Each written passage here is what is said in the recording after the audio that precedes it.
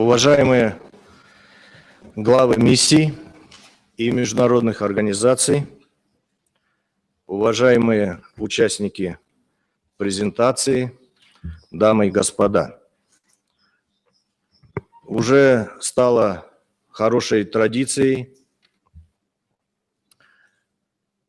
организовывать глобальную презентацию социально-экономического обзора ИСКАТа в Алма-Ате. Мы работаем в этом плане с нашими хорошими партнерами. Это имеется в виду и фонд первого президента, и в этом году Казахстанский национальный университет. 2 года назад мне посчастливилось участвовать в глобальном запуске нашего обзора в Астане, во Дворце Республики, сразу после завершения 4-го Астанинского экономического форума. Тогда в церемонии запуска вместе с заместителем генерального секретаря ООН и исполнительным секретарем ИСКАТа принял участие премьер-министр Республики Казахстан Карим Кажимканович Масимов. А первый экземпляр нашего социально-экономического обзора был вручен президенту Республики Казахстан Нурсултану Абишевичу Назарбаеву.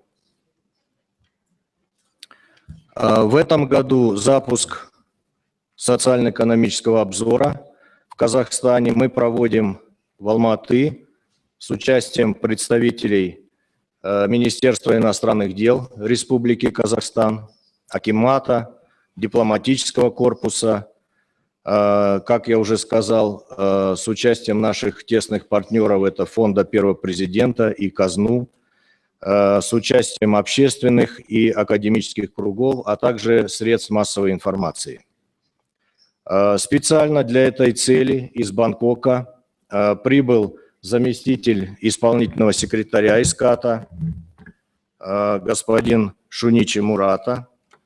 И сегодня в запуске обзора принимает участие наш новый директор нашего офиса, госпожа Тициана Бонапаче.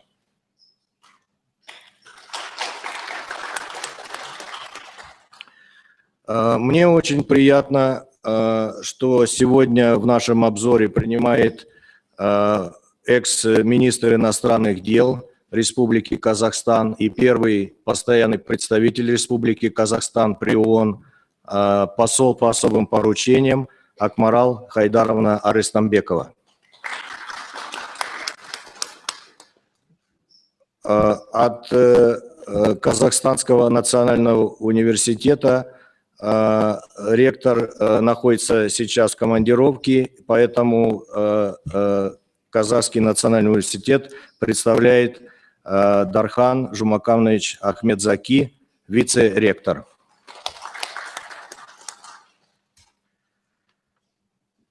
У нас, как я уже сказал, очень хорошие и тесные связи и с фондом первого президента, и с казну.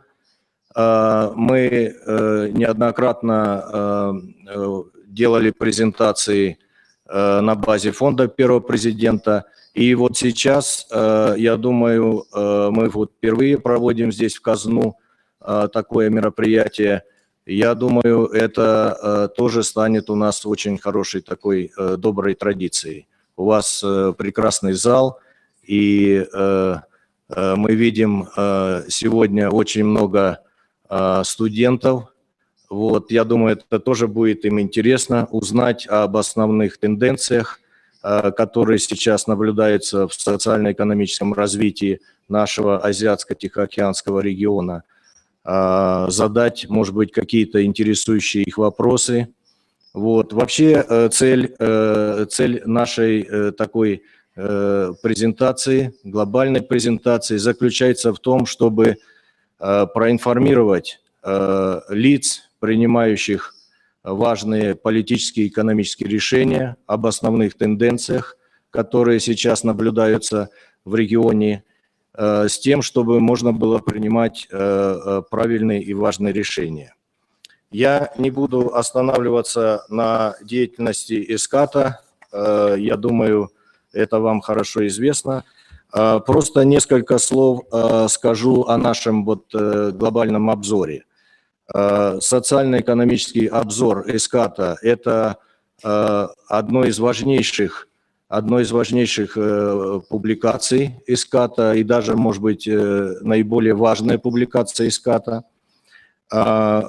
Вот глобальный обзор, который, значит, мы проводим сегодня, он пройдет в свыше 30 крупнейших городах мира, включая Нью-Йорк, Женеву, Москву, Токио, Пекин, Нью-Дели, Сеул, Джакарту, Канберру и многие-многие другие города.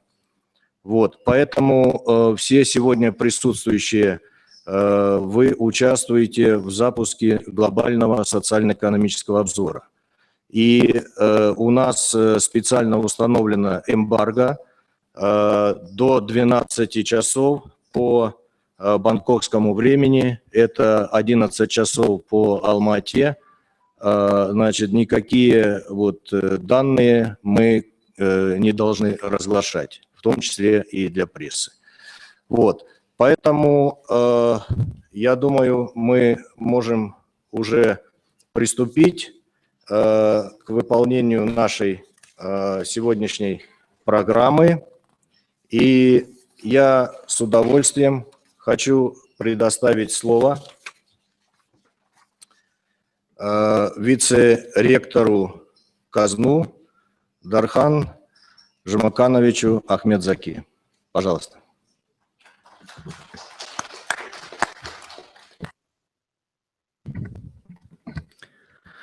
Уважаемые участники глобальной презентации обзора экономического и социального положения в Азиатско-Тихоокеанском регионе, мы рады приветствовать вас в стенах нашего университета, который является одним из крупнейших вузов Казахстана. Все мы являемся свидетелями непростых процессов глобальных и региональных изменений, сопровождающихся кризисами и катаклизмами природного и антропогенного характера. При этом огромной проблемой нашего времени является построение и поддержание устойчивых сообществ, спроектированных таким образом, чтобы их образ действия, физические структуры и технологии не вмешивались в естественную способность природы к поддержанию жизни. Для преодоления глобального экологического кризиса и сохранения продолжения и рассвета жизни на Земле необходимо новое экологическое понимание жизни, а также новый тип системного мышления. В этих условиях на первый план выходят базовые принципы устойчивого развития, гармоничного развития его трех составляющих – экономики, экологии и человеческого капитала. Азиатско-Тихоокеанский регион является одним из самых динамичных и быстро развивающихся, поэтому очень важным является своевременный и качественный анализ современных тенденций в условиях глобальных и региональных вызовов, что является важной информационной основой в процессе разработки собственных национальных стратегий по важнейшим вопросам экологической, экономической, социальной политики в целях всеобъемлющего и устойчивого роста. Именно в условиях новых экономических реалий глава нашего государства Нурсултан Абишевич Назарбаев инициировал комплексную программу «Нурлы жол» и 5 институциональных реформ, которые, как ожидается, будут способствовать дальнейшему динамичному развитию нашей страны. Основной мотив данных инициатив – Казахстан не может развиваться вне глобальных мировых событий, а должен выработать свой путь устойчивого развития с учетом всех реалий мировых экономико-политических процессов. Очень символично, что очередная презентация глобального обзора проходит в стенах нашего Казахского национального университета. Наш университет уделяет огромное внимание продвижению вопросов устойчивого развития. В последние годы выступил с рядом важных инициатив, которые направлены на поиск научного решения современных проблем устойчивого развития и формирования человеческого капитала. Деятельность КАЗНУ признана на уровне ООН, и сегодня нам доверено право возглавлять глобальный хаб ООН в программе «Академическое влияние» по проблемам устойчивого развития. КАЗНУ является также региональным хабом ЮНЕСКО по Центральноазиатскому региону по устойчивому развитию. Тем самым можно сказать, что КАЗНУ с многочисленными партнерами сегодня является собой своеобразную неформальную структуру ООН, объединившую академическое и научное сообщество по проблемам устойчивого развития.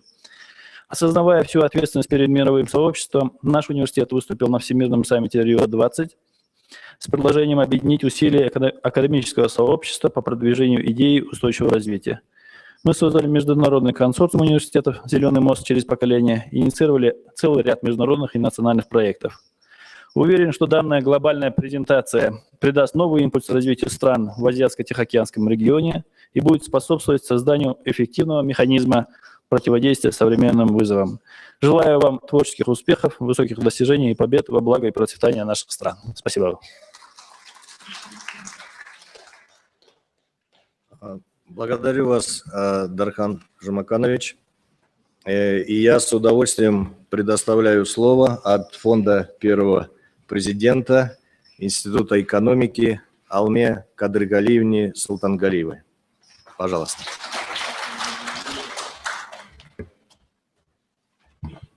Доброе утро всем. Мне очень приятно находиться здесь и обращаться с приветственным словом по двум причинам. Первое – это то, что фонд первого президента, который я в данный момент представляю, является давним партнером отделения ИСКАТа по Северной и Центральной Азии. Ну, буквально с того момента, когда это отделение было открыто в Казахстане, в Алмате 2 года назад. И не случайно, мне очень приятно, что презентация ежегодного обзора социально-экономического развития состоялась в стенах алматинского представительства фонда первого президента на улице Махатмы Ганди.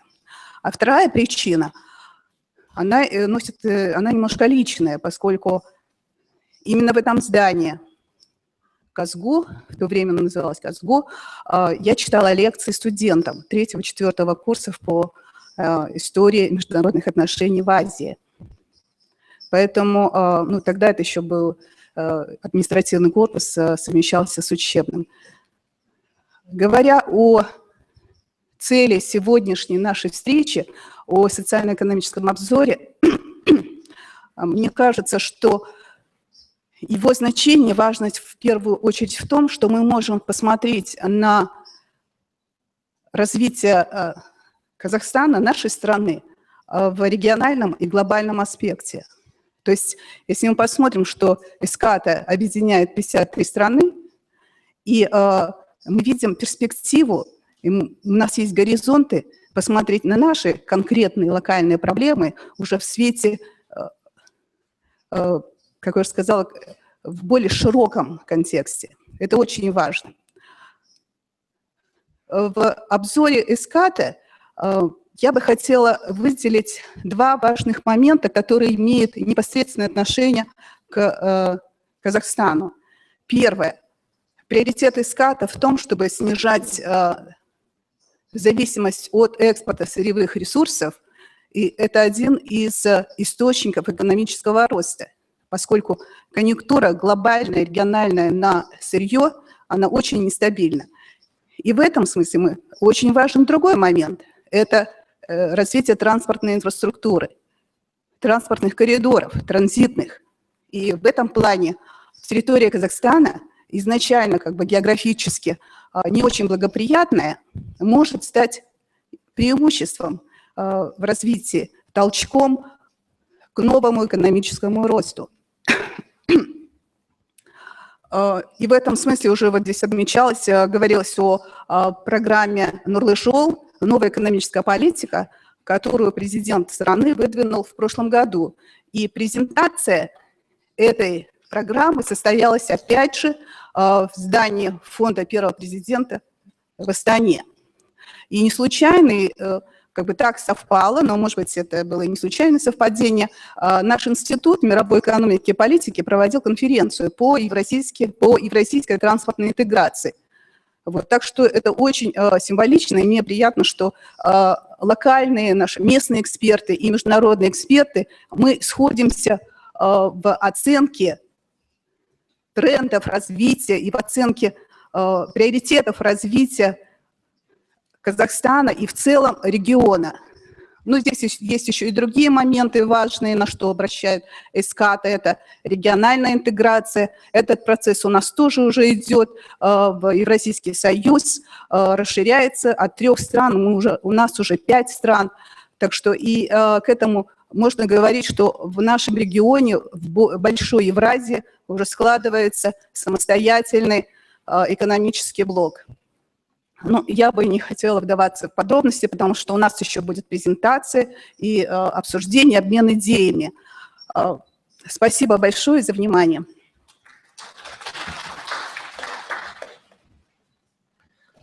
Спасибо большое, Алма Кадыргалиевна.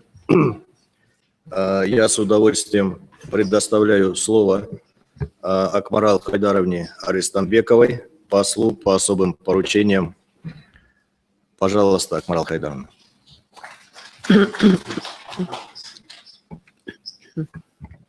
Уважаемый господин председатель, уважаемые участники презентации, от имени Министерства иностранных дел позвольте выразить признательность организаторам данного мероприятия за приглашение и приветствовать господина Шунычи Мурата, заместителя исполнительного секретаря эската, нового директора субрегионального офиса эската госпожу Тициану Банапачча и пожелать ей успехов на этом посту, и всех участников данного мероприятия.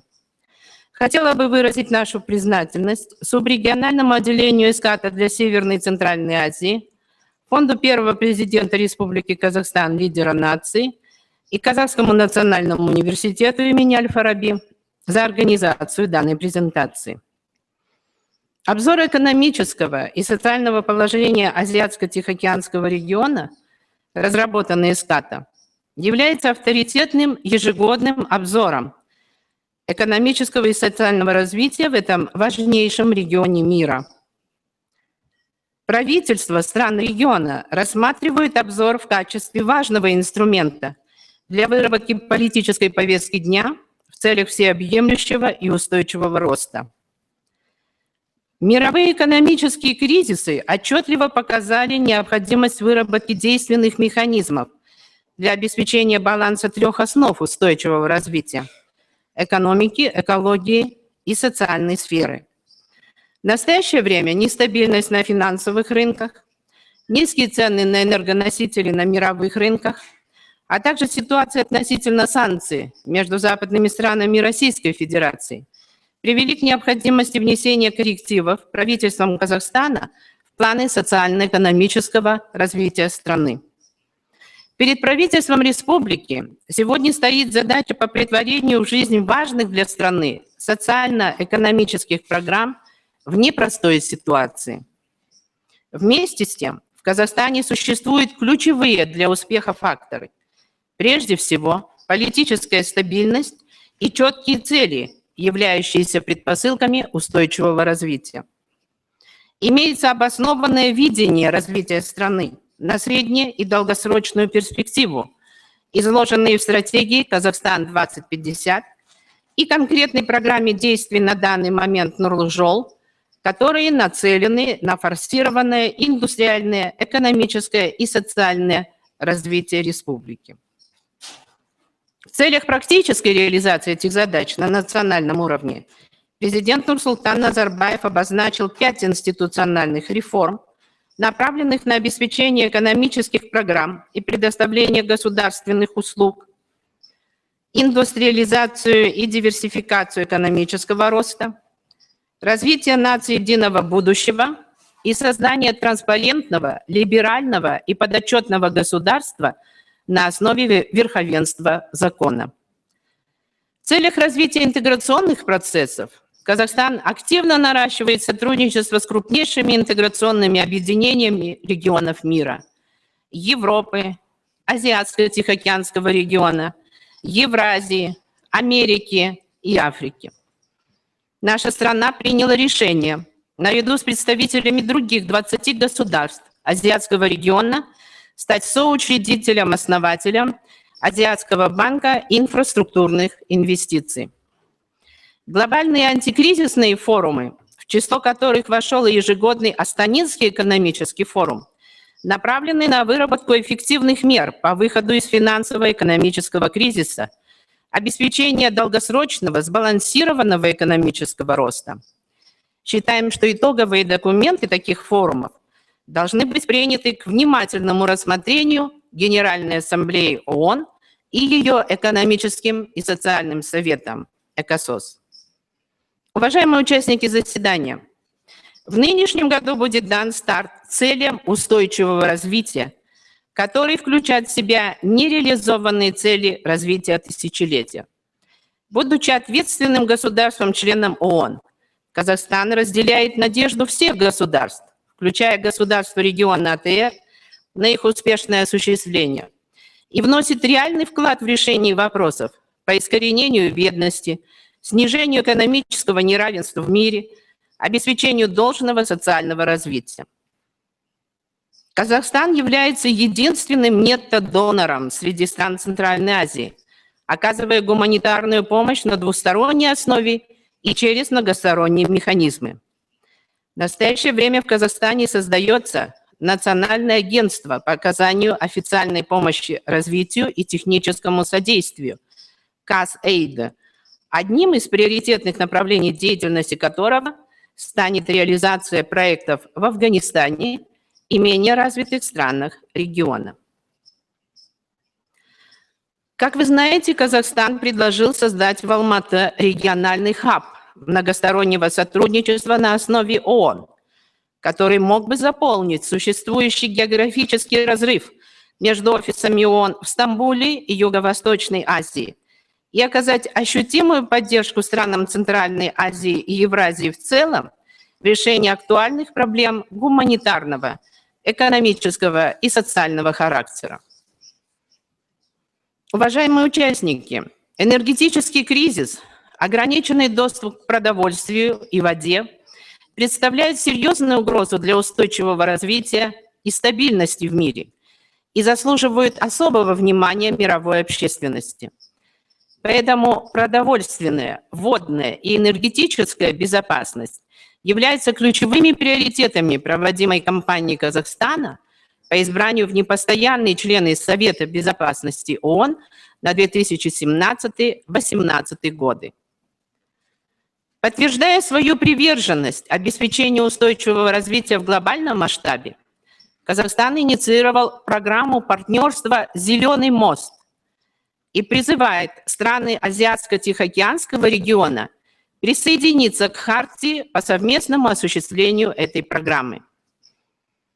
Понимая огромное влияние энергии на глобальную безопасность в будущем, Казахстан выбрал тему «Будущее энергии» для международной выставки «Экспо-2017», которая состоится в Астане.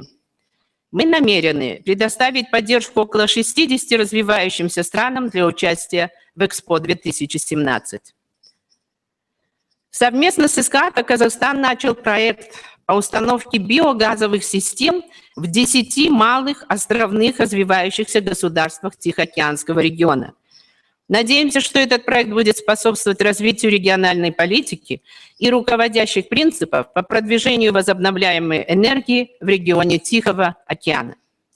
Мы видим большой потенциал для регионального сотрудничества в этой области и продолжаем рассчитывать на усиление роли СКАТО, мобилизации ресурсов и поддержки проектов СПЕКа по водной безопасности. Казахстан неизменно выступает за всеобъемлющее и эффективное сотрудничество с ООН и государствами-членами по всем аспектам устойчивого развития посредством более широкого обмена информацией, передовым опытом и извлеченных уроков. Пользуясь случаем, разрешите выразить нашу благодарность СКАТО, которая вносит большой вклад в региональное взаимодействие и достижение прогресса по осуществлению 3 основ устойчивого развития. Благодарю за внимание. Спасибо, Акмарал Хайдаровна, за высокую оценку нашего двустороннего сотрудничества между Казахстаном и СКАТО. Это действительно целый ряд инициатив Казахстана в плане Экспо-2017, в плане перехода к зеленой экономике, «Зеленый мост», программа партнерства, целый ряд других инициатив, G-Global и так далее. Они открывают очень хорошие перспективы для укрепления действительно нашего сотрудничества во всех этих областях. И вот хорошим таким проявлением стало проект, вот, о котором вы упомянули, для 10 островных государств Тихого океана в плане реализации проекта по биогазу. Действительно, это очень важные такие моменты, и, как вы видите, даже мы переходим к сотрудничеству в других субрегионах, не только в нашем субрегионе Северной и Центральной Азии, но и даже в субрегионе Тихого океана. Это очень такой позитивный показатель. Продолжая наше заседание, я с удовольствием предоставляю слово заместителю исполнительного секретаря ИСКАТа господину Шуничи Мурата. Please, Mr. Murata.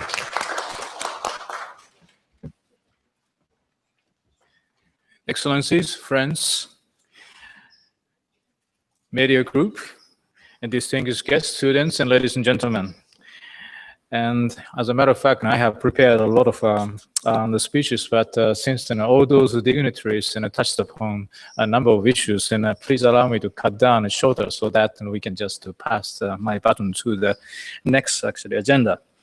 At the very outset, I'd like to express my sincere thanks and the Professor Dr. Ahmed Zaki, Vice Rector, and the Kazakh University and National University for graciously hosting today's event, and Ms. Alma Sultanagarieva, and advisor to the Director of Institute of World Economy and Policy under the foundation of the first President of the Republic of Kazakhstan, leader of nation, for the support of cooperation over the years in launching the survey. Thank you very much.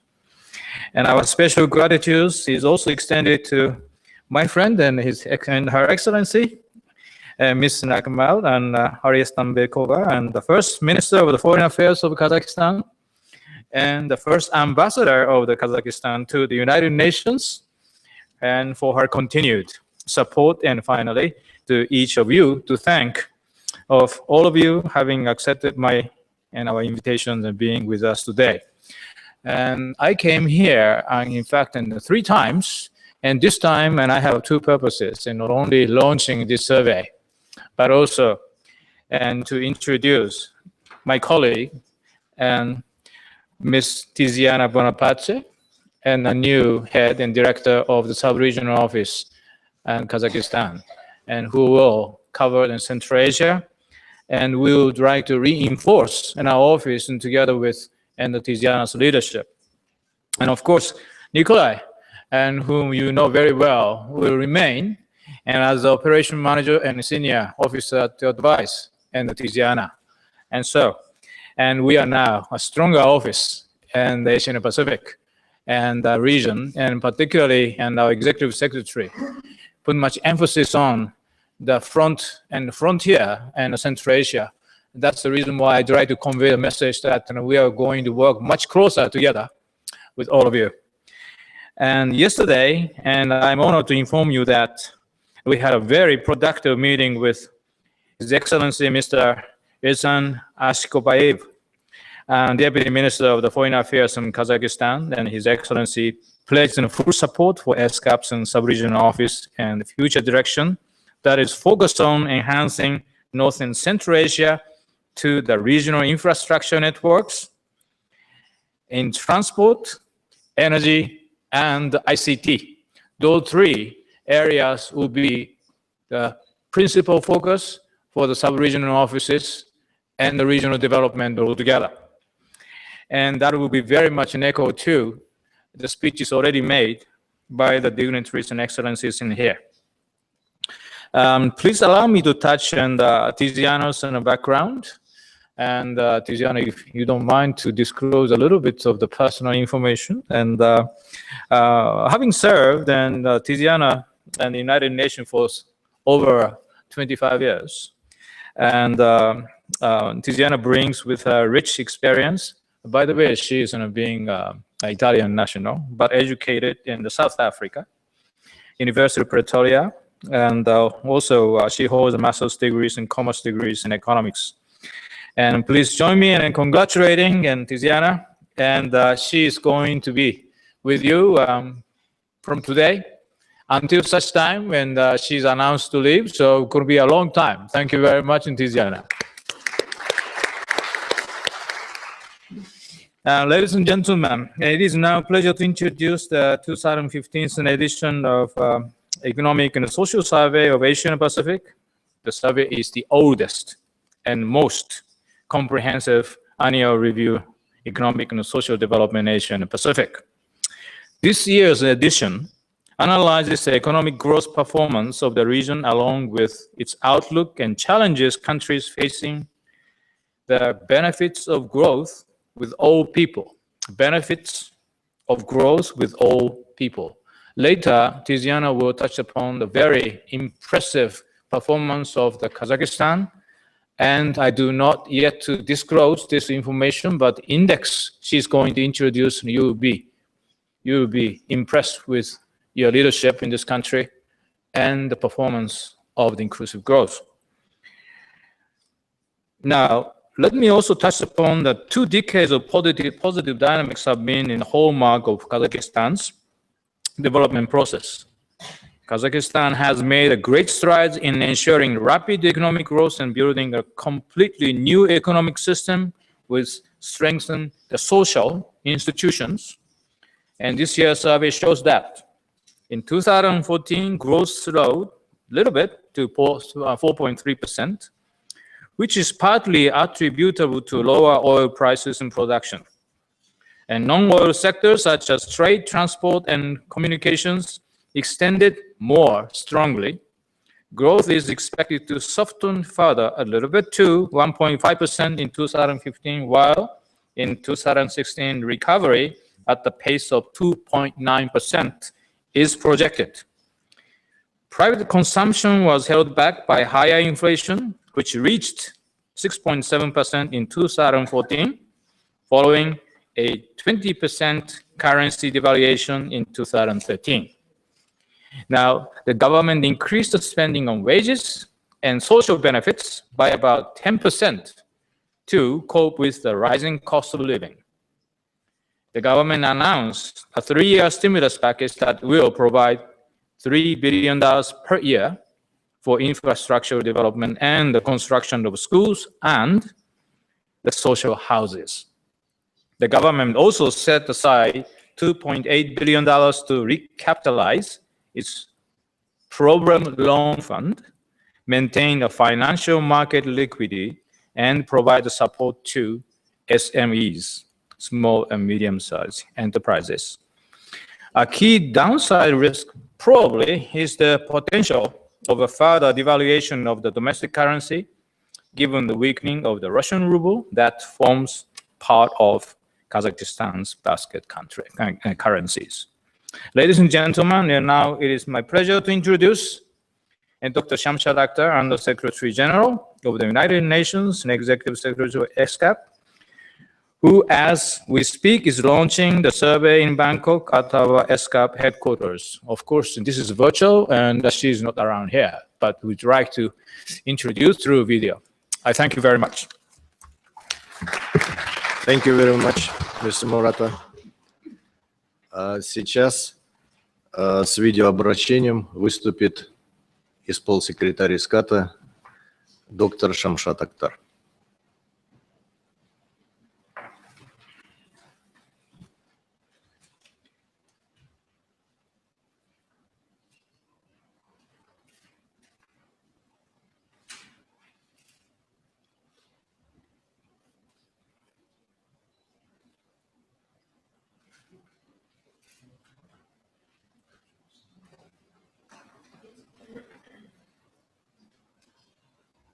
And Social Survey of Asia. Thank you for joining us in more than 35 locations around the world for the global launch of ESCAP's 2015 Economic and Social Survey of Asia and the Pacific. This year's survey underscores the urgent need for better quality and more inclusive growth to achieve sustainable development and shared prosperity. We introduced the new multidimensional Index of Inclusiveness and present an analysis of the challenges and opportunities facing our dynamic and diverse region.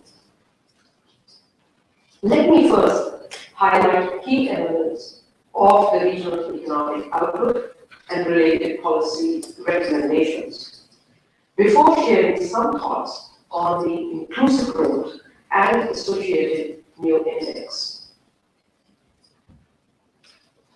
Asia-Pacific developing economies continue to fare well in comparison to the rest of the world, but structural weaknesses such as infrastructure shortages continue to constrain growth prospects.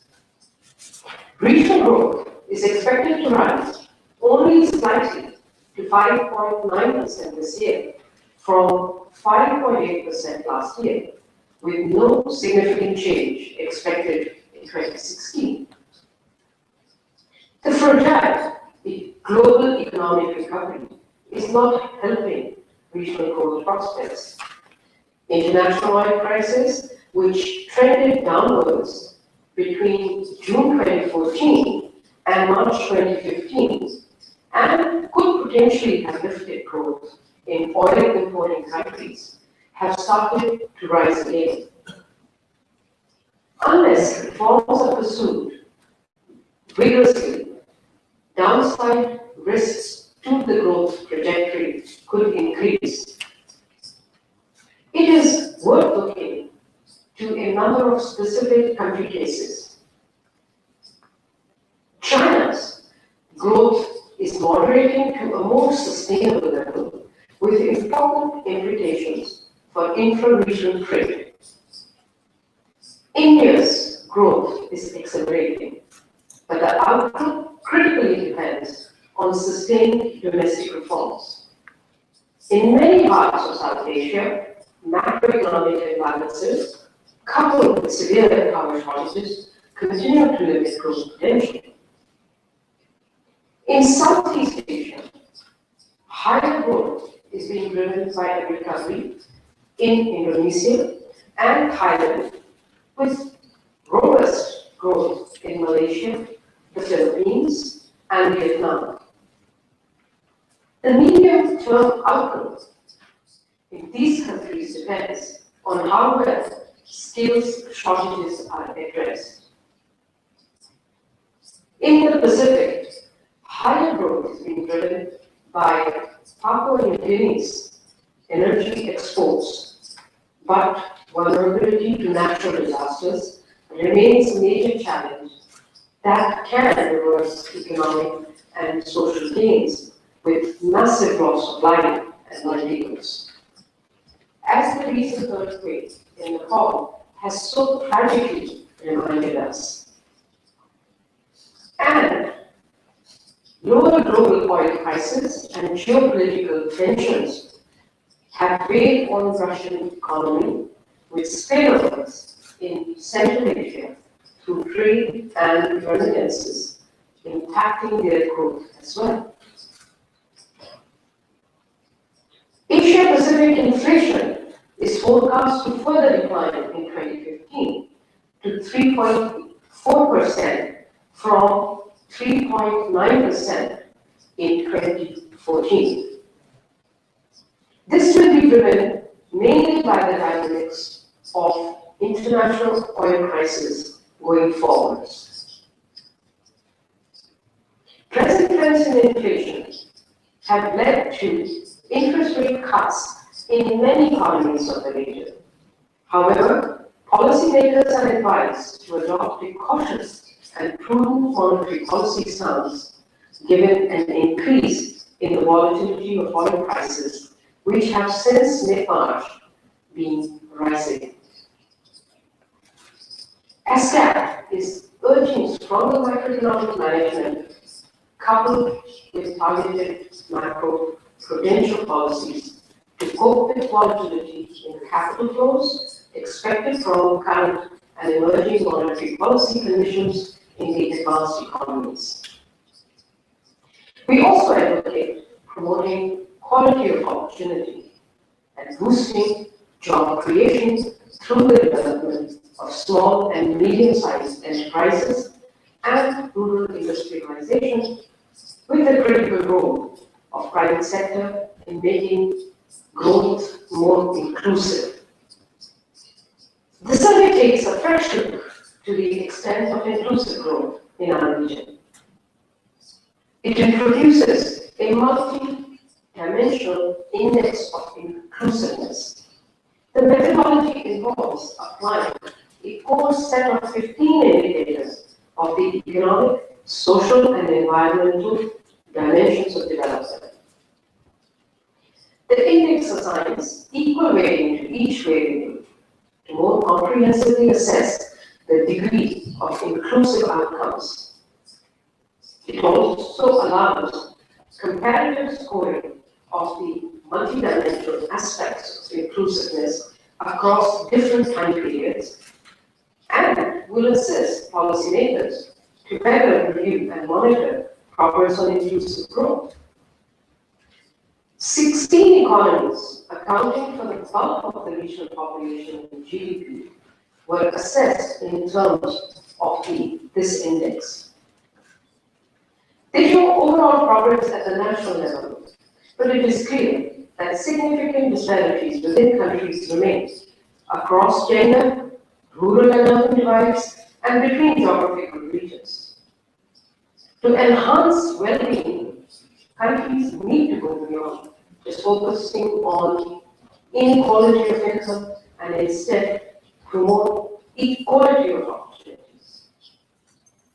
To reverse the trend of widening socioeconomic disparities, ASCAP recommends that public expenditure be more development-oriented, particularly to enhance access to quality education and healthcare, and to strengthen social safety nets. Equitable access to finance, water, and energy is also vital. It is our hope that ASCAP's Economic and Social Survey 2015 will stimulate policy debates among all stakeholders and contribute to creating more inclusive and sustainable development across the countries of Asia and the Pacific. I thank you.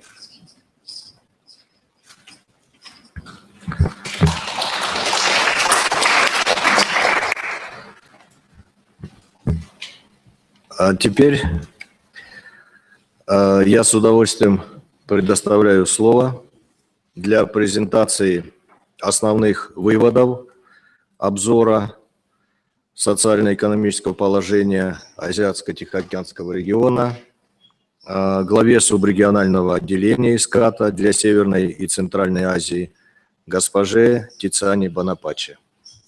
Please, Тициана.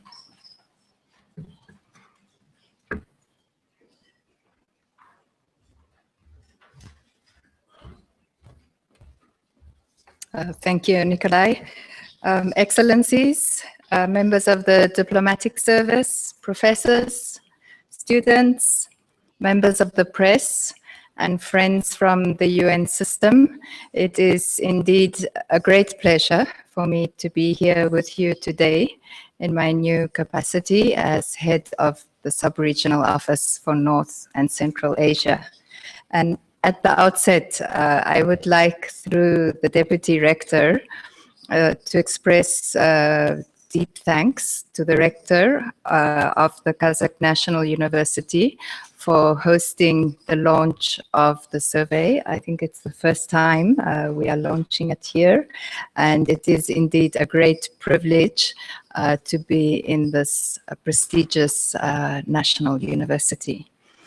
And I'd also like to acknowledge the long-standing support that the foundation of the first president has given to the launch of the survey for many years already. So through the advisor to the director, I express my deep thanks. And then Ambassador Ariston Pekova, I thank you for your personal words of encouragement, and I'm looking forward to working closely with you in the future. I will be presenting in a little more detail the findings of the Economic and Social Survey. I will be expanding on the initial findings that the Executive Secretary of ESCAP and the Deputy Executive Secretary, Mr. Murata, highlighted this morning. And basically, I will be looking at the overall regional situation, the Asia-Pacific regional economic situation, and then I will highlight implications for North and Central Asia, as well as specific implications for Kazakhstan.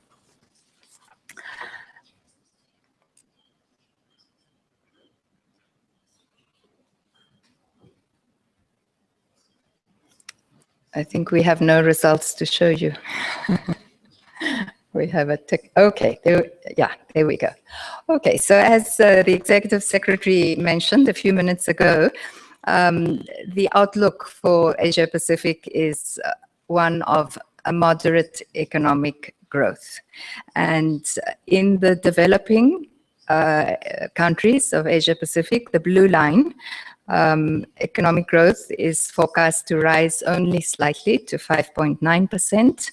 From 5.8% in 2014. So slightly higher in 2015. But the developing countries of Asia Pacific are still the growth engine of world economic growth. Because as you can see from the red line, growth in developed economies remains fragile. Now, one qualification on the economic growth rates that you see in the blue line, this does not include the North and Central Asian sub-region. And that's because the countries of this sub-region, by UN terms, is known as economies in transition. And so we do not put them in the developing economies group. Had we put them in the developing economies group, had we lumped them together, then economic growth for Asia Pacific would have been dragged down to 4.9% in 2015 as compared to 5.3% in 2014. So here you see a little more in detail what is happening in each of the sub-regions. So in North and Central Asia in 2015, we estimate that the contraction will be of 2.9%. And in 2016, we estimate the contraction will be 0.8%. And of course, the key driver of this recession is the deep recession in the Russian Federation, owing to the decline, the drastic decline in oil prices, geopolitical tensions, and the sanctions. And conditions or the situation in the Russian Federation has spillover effects for Central Asia, mainly through the transmission belt of remittances, as well as declining commodity prices. Now, the decline in oil prices has actually, and the geopolitical tensions has actually amplified and exacerbated the declines that we see in North and Central Asia.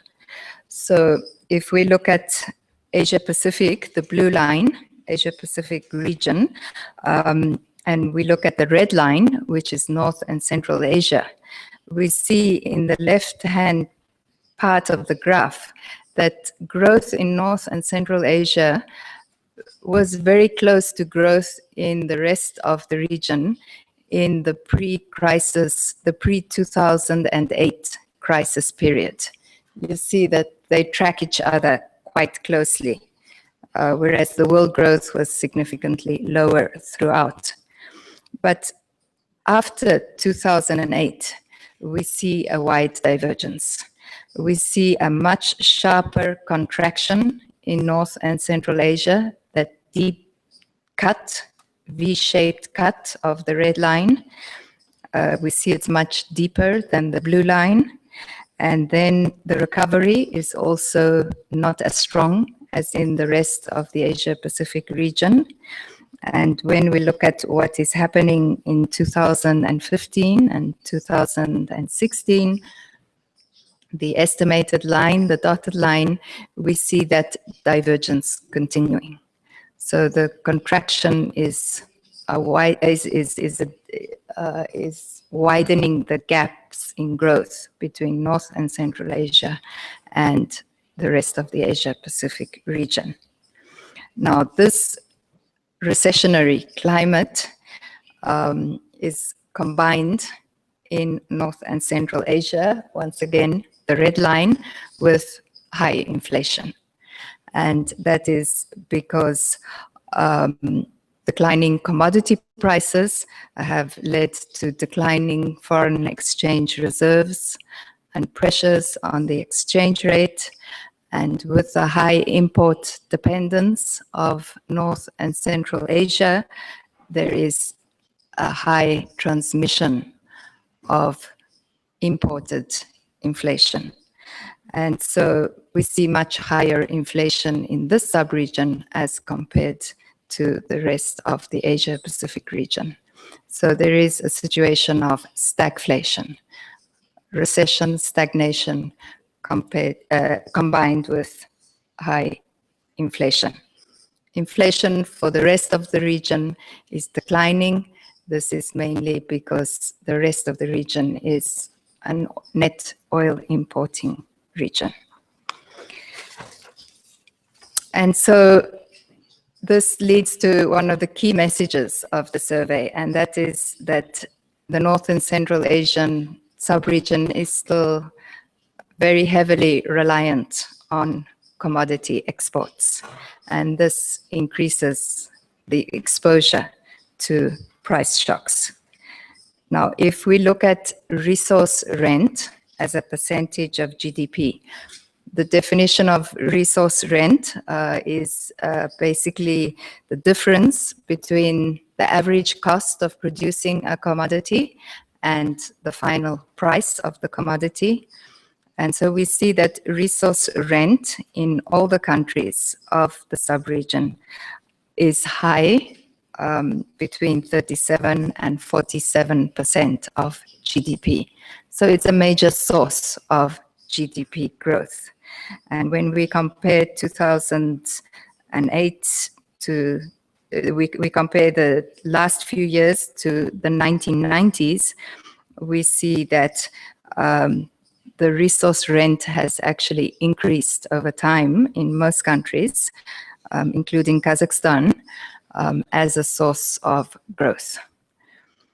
And the resource rent is particularly high in oil, as you see in the second half of the graph. So what to do about this? The picture looks a little pessimistic, but I think it's important to situate this current situation in a long-term outlook, because the long-term outlook is actually looking much better and much brighter. And so these are fluctuations and they are exacerbations in cycles of economic growth that actually can be mitigated and flattened, ironed out over the long term with the necessary policy support. And so the key is really two key factors. One is to reduce the excessive commodity dependence. In other words, the diversification of the economy. And once again, when we look at the bottom half of the screen, we see that the countries that have a very high commodity export to GDP ratio, 30% plus, Azerbaijan, Kazakhstan, Turkmenistan, they all are experiencing big contractions, big declines in GDP growth, minus 4.3 percentage points in Azerbaijan, major oil exporter.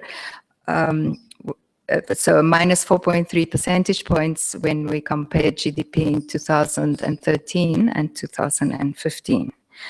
And then for the Russian Federation, where the commodity export to GDP ratio is between 10 to 30%, we also see a big decline of minus 4.3%.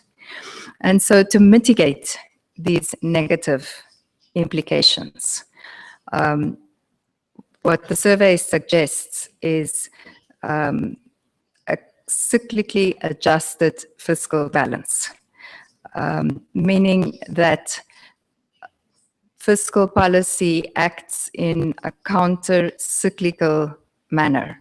So during economic crisis, tax revenues decline, but instead of declining government expenditure to balance the budget, government expenditure increases, so that fiscal policy acts in a counter-cyclical manner to support the declines that are taking place in private consumption, private investment. And so the government has a stabilizing role to play. And when the good times return, that's when the tax revenues increase.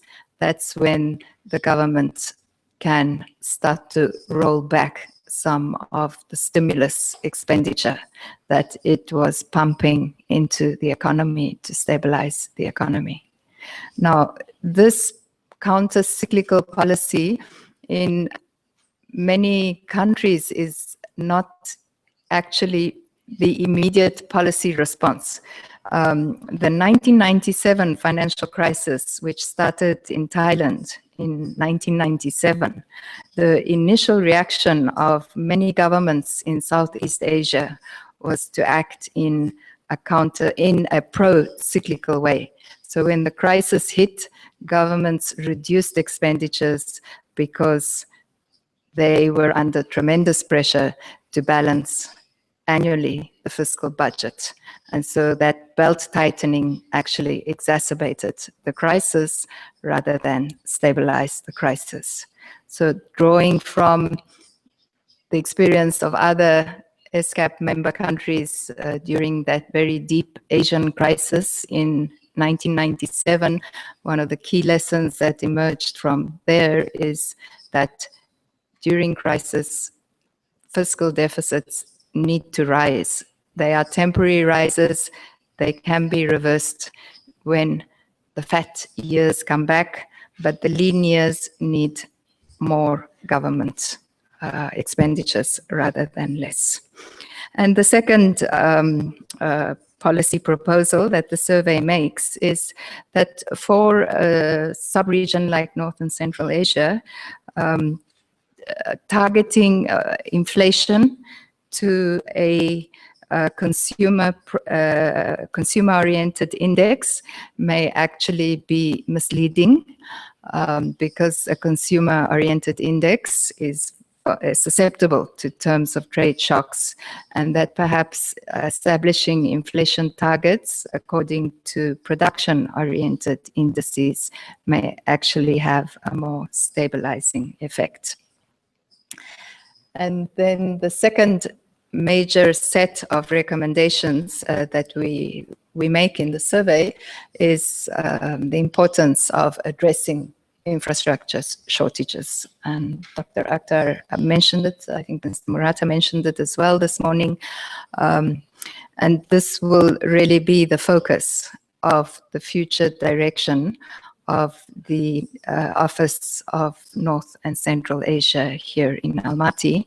We will be working on the on enhancing the seamless connectivity in ICT, energy, and transport sectors as the sectors that can best assist countries to diversify economies, to create new sources of export competitiveness, and to assist countries to join in the global supply chains.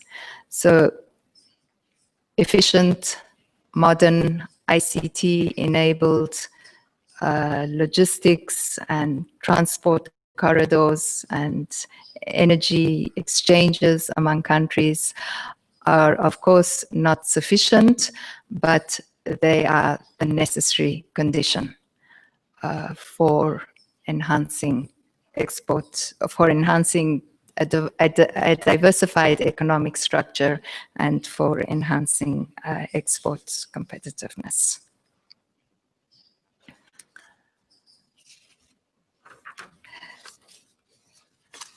Now, the second or the final chapter in the survey has looked at the nature of economic growth, because the first part, is all about the bad news. Well, the bad news, at least for North and Central Asia, less bad news for Asia Pacific, but still not very strong growth. And the point that the survey makes is that economic growth is fundamental, but it is not enough to look at economic growth only from the perspective of economic indicators. We need to also look at economic growth from a multi-dimensional perspective that addresses the quality of growth. And so we have termed this quality of growth aspect the inclusiveness of growth. So how inclusive has growth been over the decades? And what does this inclusive growth mean? And the definitions of inclusive growth are quite wide, depending on the particular. There's a sort of academic work that has been done on defining inclusive growth. We have based it on the ongoing discussion on the Sustainable Development Goals and the Rio +20 mandates that we have. And so the survey has taken inclusiveness to capture economic indicators, social indicators, and environmental dimensions of development. And so inclusiveness is defined as increasing the average standard of living of the population, so very much an economic indicator. But beyond increasing the average standard of living through economic growth, this also needs to go hand in hand with reducing income equality and reducing extreme levels of poverty. And fourthly, expanding and broadening the equality in opportunities in the social and environmental dimensions. So it's not enough to be growing, it's not enough to be increasing standards of living, because there are conditions that the poor face over which they have no control. So a government may be actually delivering more health services or delivering more education services. But if the opportunities of accessing these services are not equal, then the benefits that people can get from this enhanced access remain unutilized. So, for example, building rural schools, building more rural schools needs to be matched with a road or a transport system that will enable children to get to schools quickly, safely, and will actually enable parents to release them from perhaps housework or farm work that they need to do, and that would detract from their ability to benefit from the enhanced services.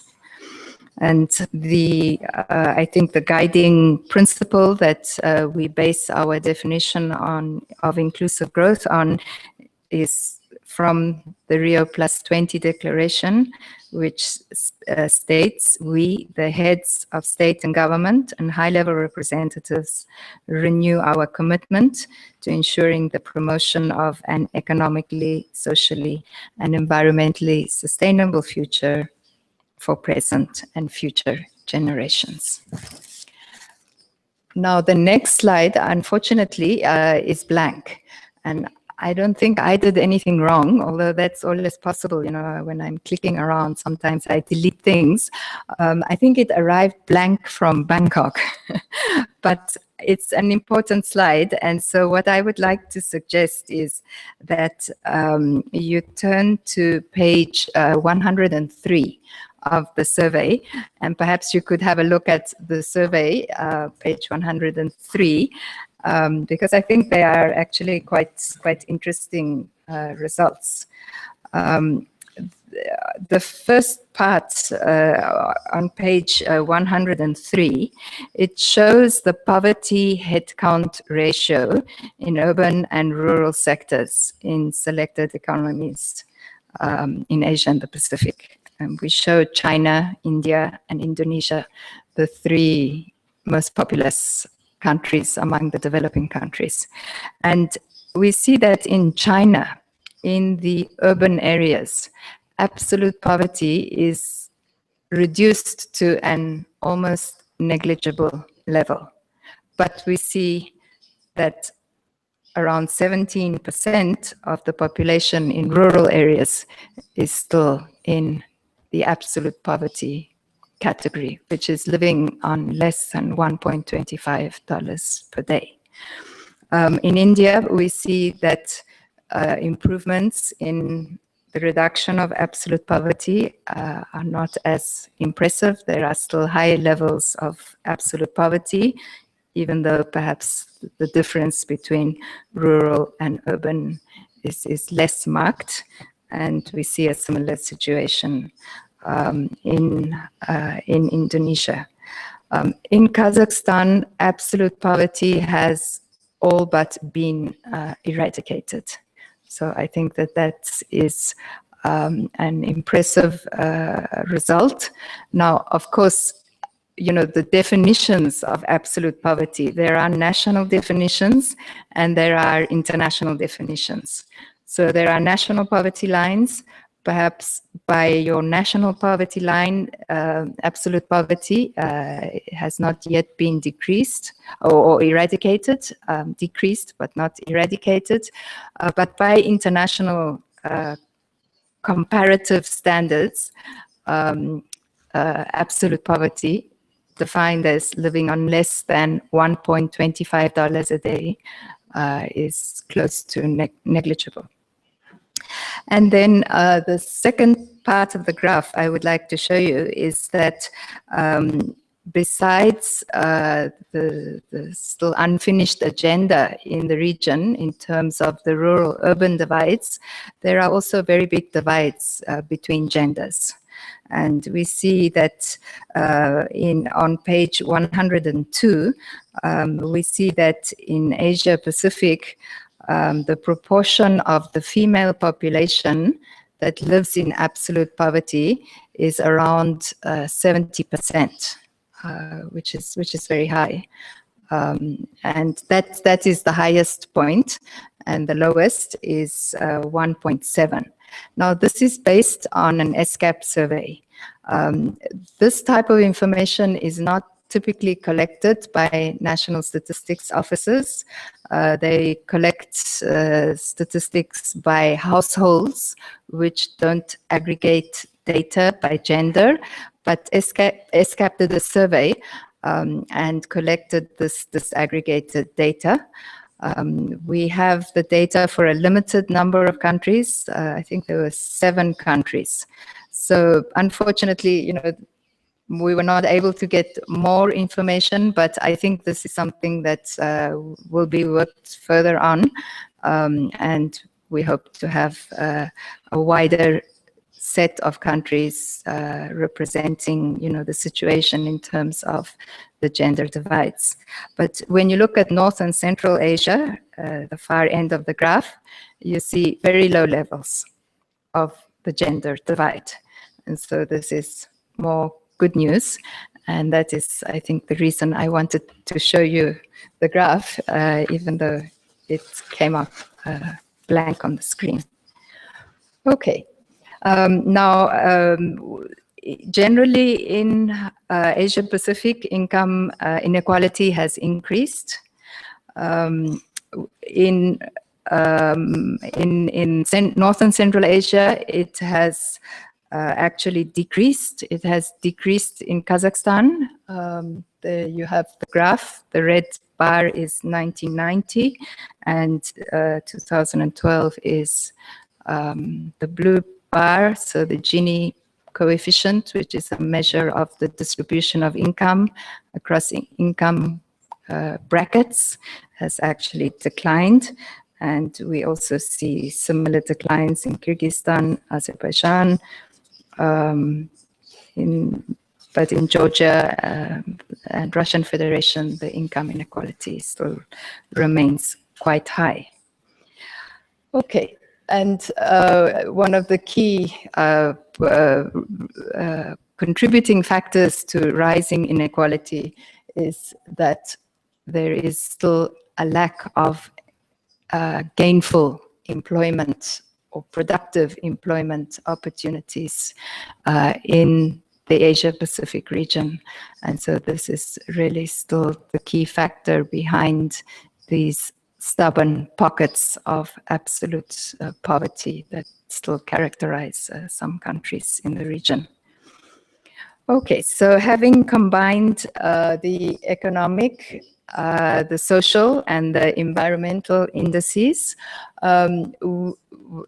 so based on 5 indicators in the economic area, 5 indicators in the social, and then 5 indicators in the environmental area, we came up with a composite index. We called it the SCAP Inclusiveness Index.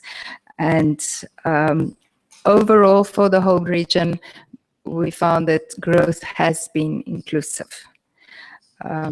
And some countries have made more progress than others. And the countries that you see here, as Dr. Akhtar mentioned, they represent 92% of the population of SCAP region. They represent 88% of GDP. And the good news here is that Kazakhstan has maintained its #1 ranking in terms of the Inclusiveness Index. So this is a ranking that has now stretched over almost 3 decades. And so I think this is an important finding, and it is also a finding that needs to continue to be worked on, continue to be built on. And it also, I think, points to a stable and prosperous future. And the Russian Federation has also maintained its #2 ranking. And then in 3rd place is Thailand. The countries that have done the least well, even though progress has been made, but when we look at inclusiveness as a total package, they are Bangladesh, Nepal, India, Cambodia, and Pakistan. And then the countries that have made the most progress are Sri Lanka, Iran, and China. So the overall policy recommendations that emerge from the survey, they are not necessarily targeted for North and Central Asia. They are policy recommendations for the whole of the Asia-Pacific region. And the first one is that to continue to move towards inclusive growth, there is a need to address the neglect of the rural sector. A lot of attention has been on the urban sector, industrialization in the urban sector. Policy attention needs to be moved or needs to be directed to the opportunities of rural industrialization and direct support to the small-scale entrepreneurs, and the focus on quality, on research and development, on technological innovation, can see the farm sector developing value-added products that can further enhance the balanced development process.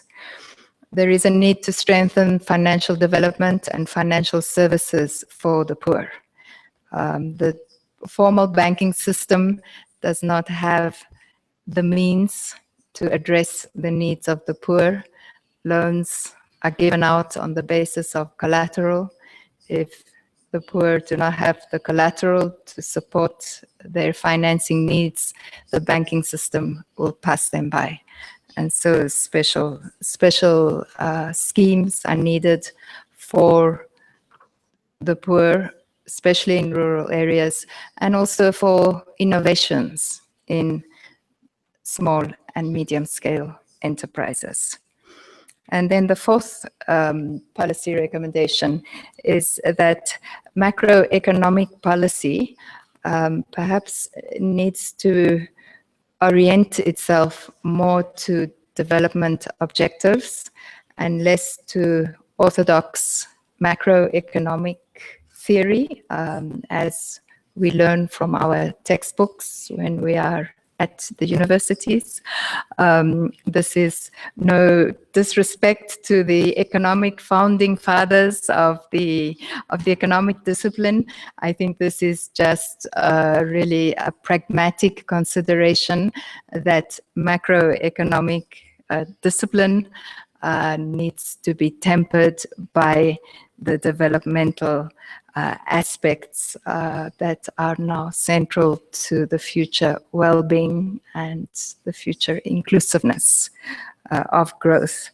And once again, the importance of fiscal policy being used in times of economic recession for enhancing social protection programs and for enhancing investments in infrastructure, not only the hard infrastructure related to the transport, energy, ICT, but also the soft infrastructure, health and education services, particularly tertiary education services, as this is where investments in the future knowledge societies, in the investments in the knowledge capital of the youth can be built on. So thank you very much.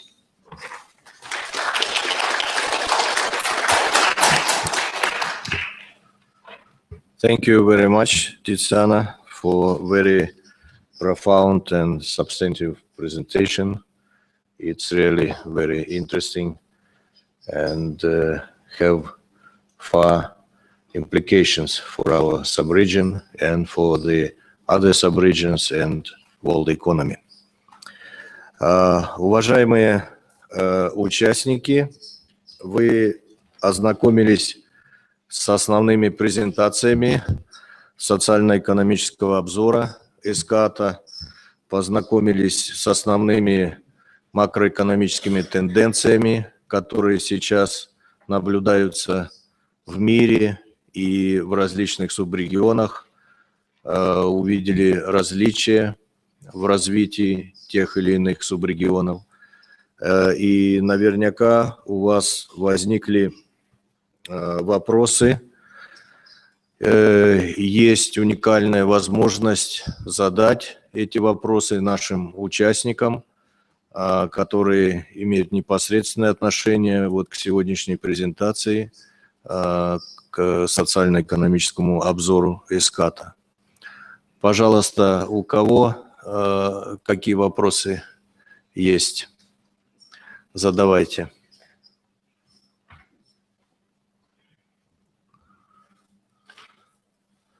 У нас есть микрофоны, да?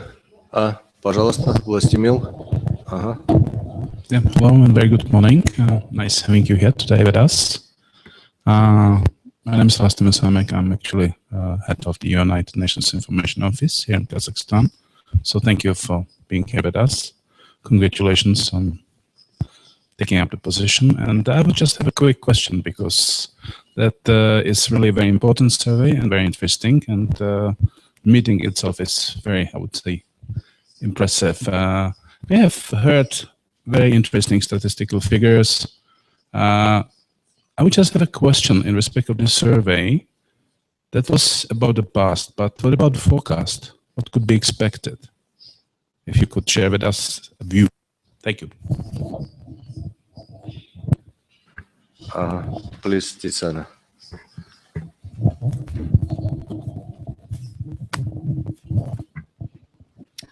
Thank you for that question. I think there's a saying that economists are always good at explaining the past, but when they explain the future, don't trust them too much.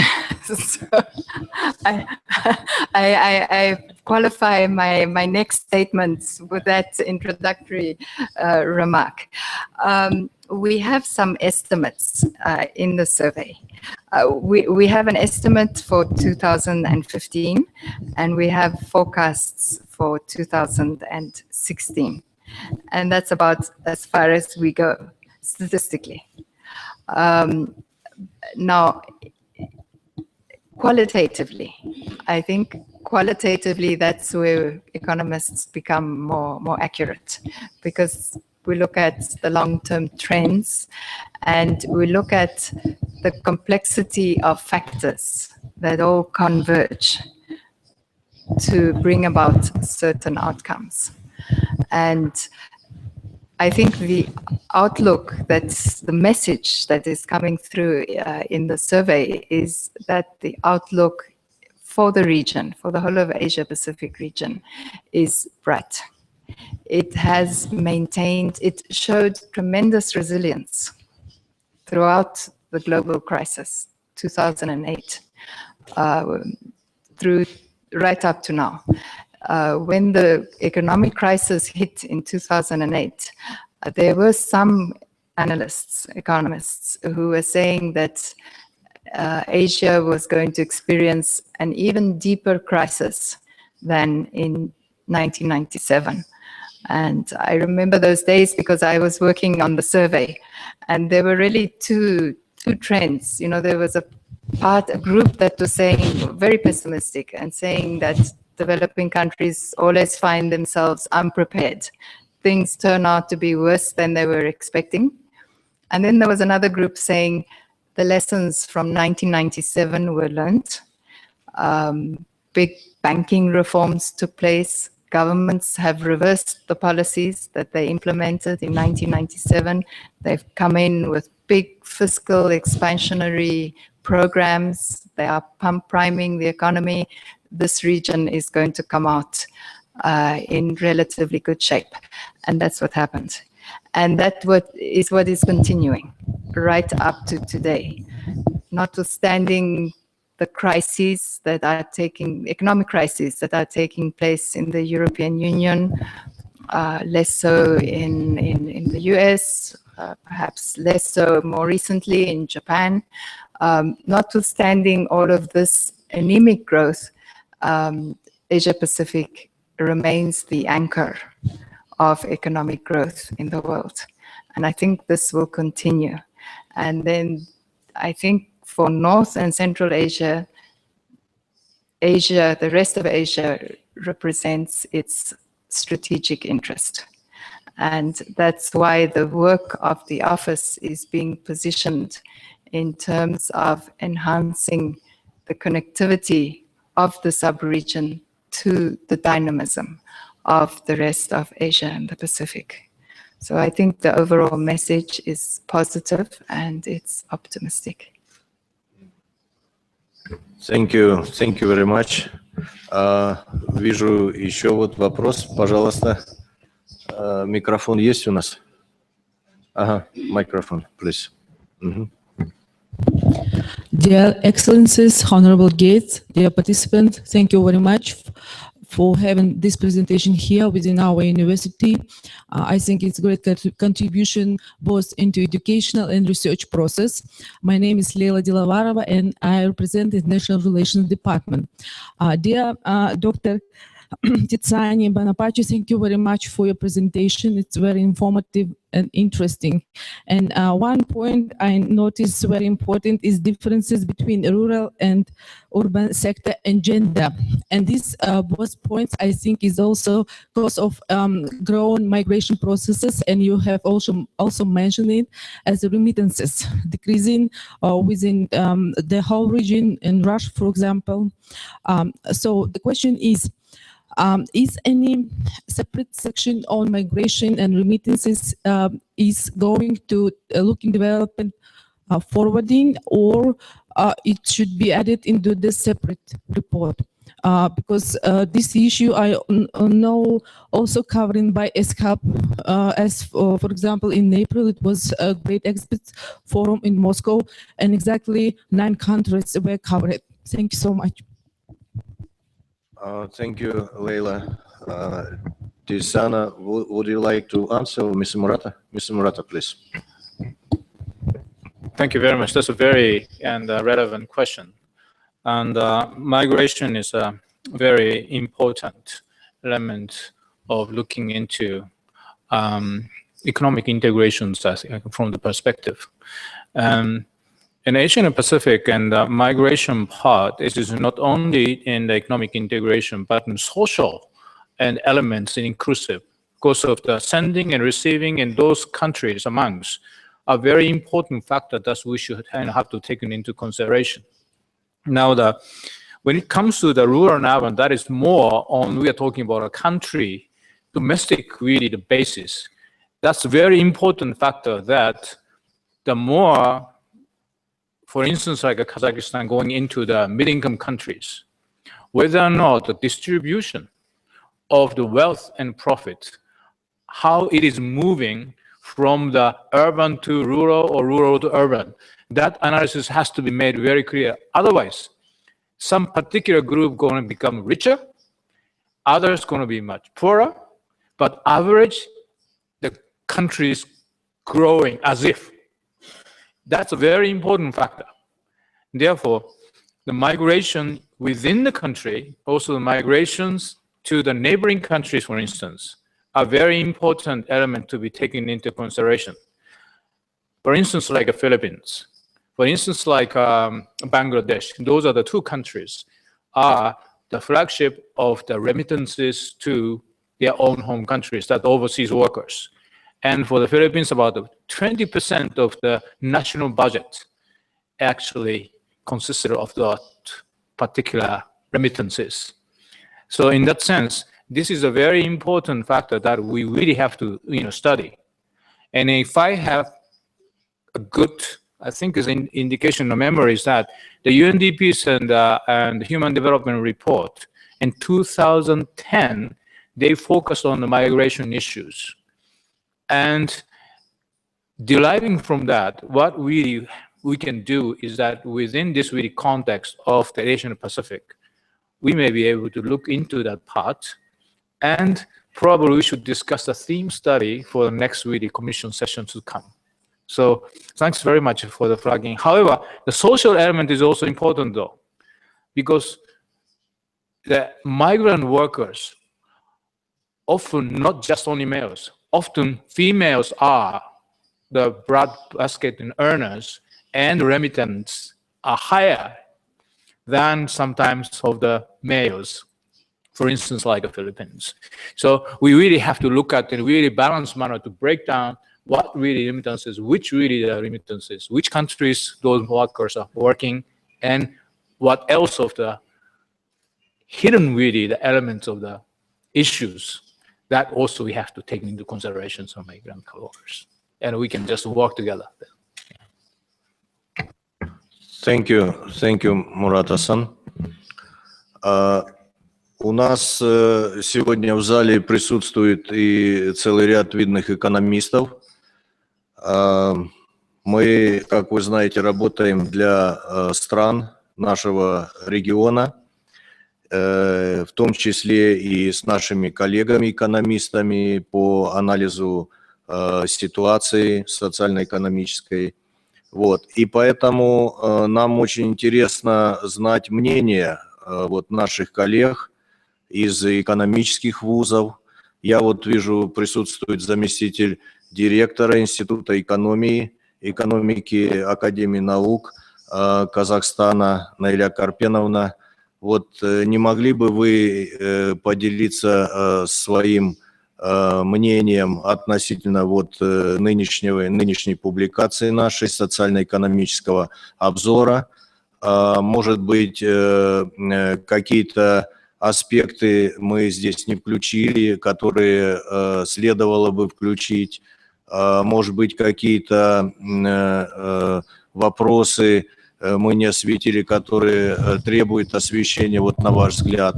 И, может, у вас тоже возникли какие-то вопросы к нашим участникам и презентаторам нашего обзора, на которые вы тоже хотели бы услышать ответы? Пожалуйста, Наиля Карпеновна. Разрешите прежде всего поблагодарить нашего докладчика госпожу Тициану за очень интересную презентацию. Эта презентация очень интересная, она эксклюзивная, она новая и очень полезна для продвижения наших исследований, дает новые идеи. Я хочу сказать, что в этом году мы выиграли один грант, который также преследует исследование проблем инклюзивного развития, но это внутри Казахстана, внутри регионов Казахстана.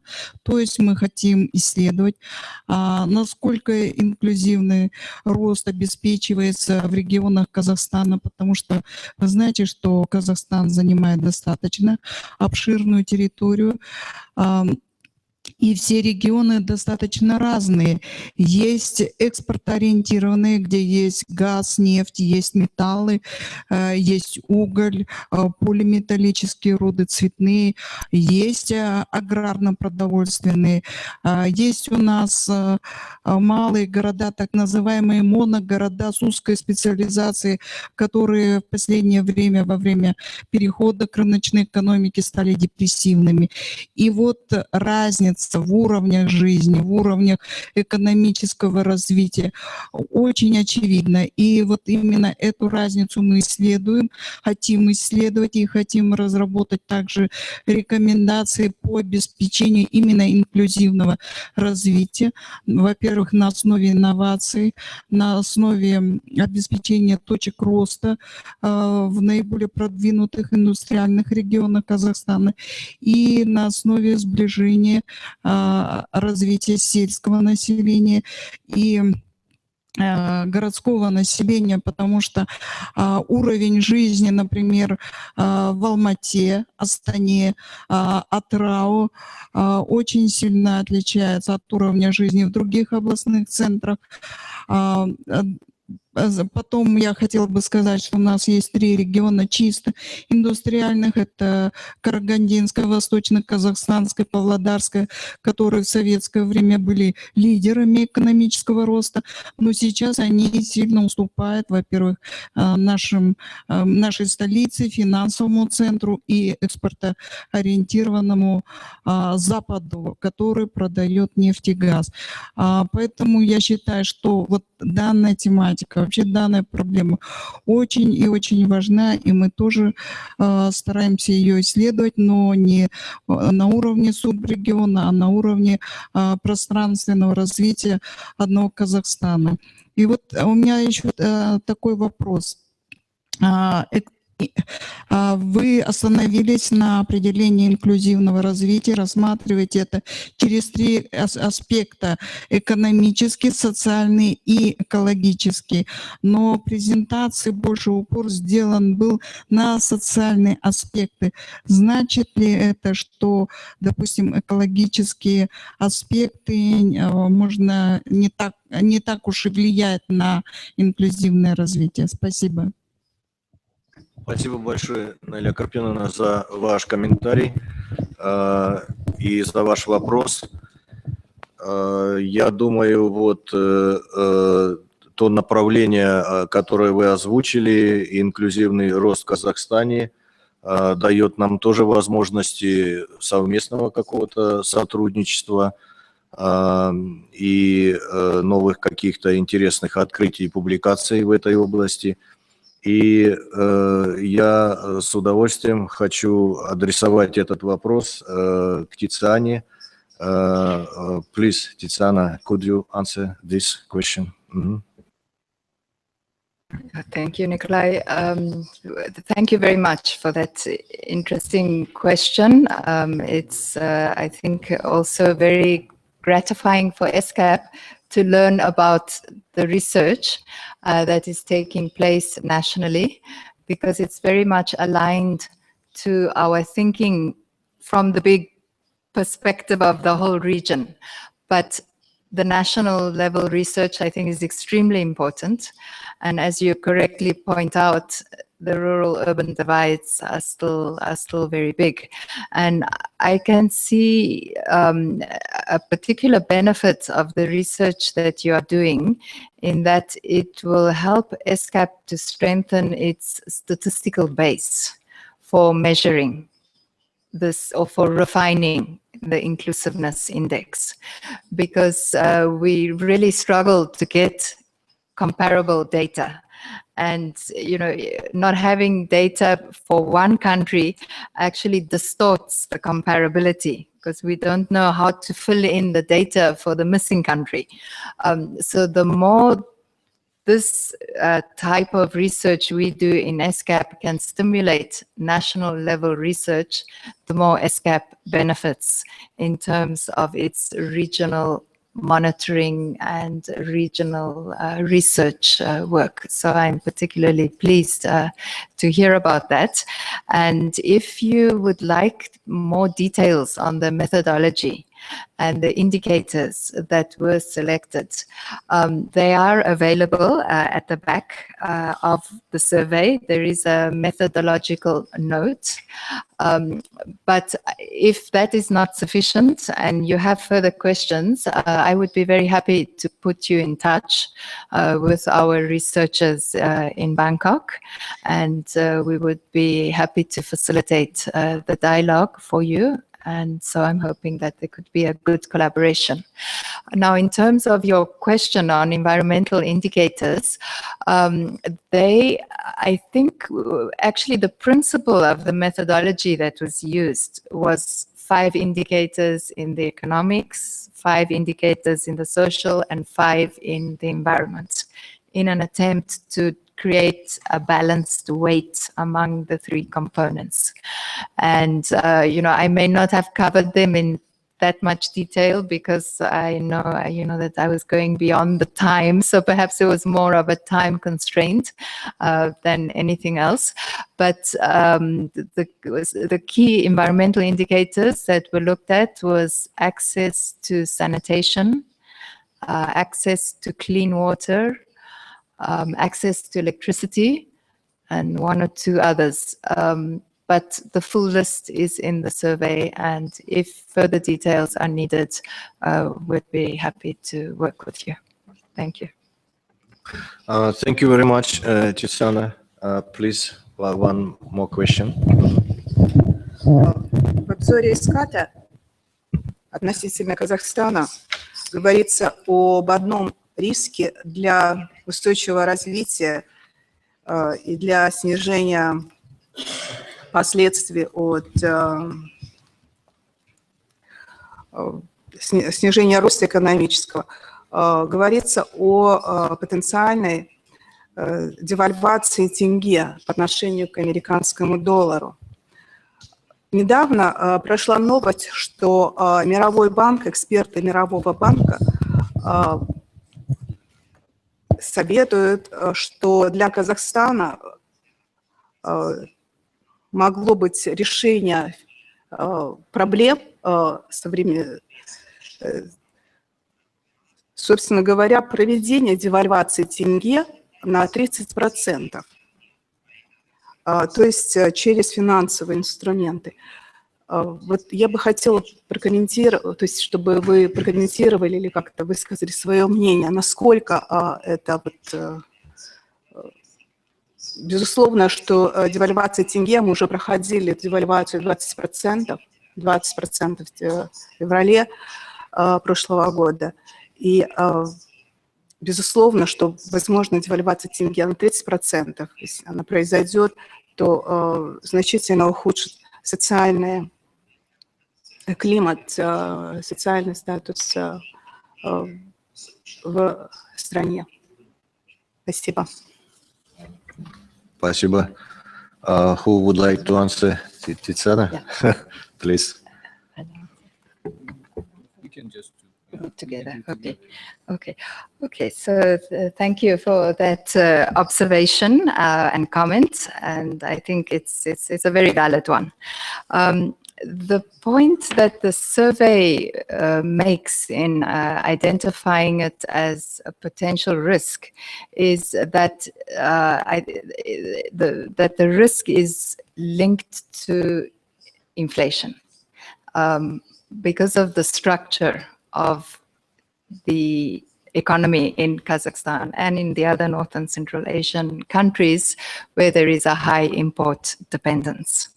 So currency devaluation has already led to high inflation and could lead to even higher inflation with more devaluation. So that's why it's identified as a risk.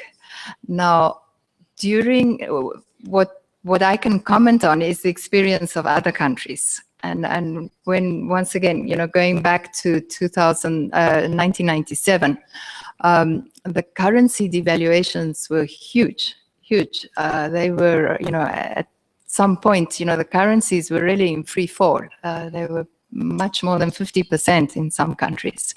And then the central banks came under tremendous pressure to defend the currencies through their open markets transactions. And the more the central government, the central banks were defending the currency, the more the speculators were coming in and counteracting the central banks. And it was almost like, who could outlast each other.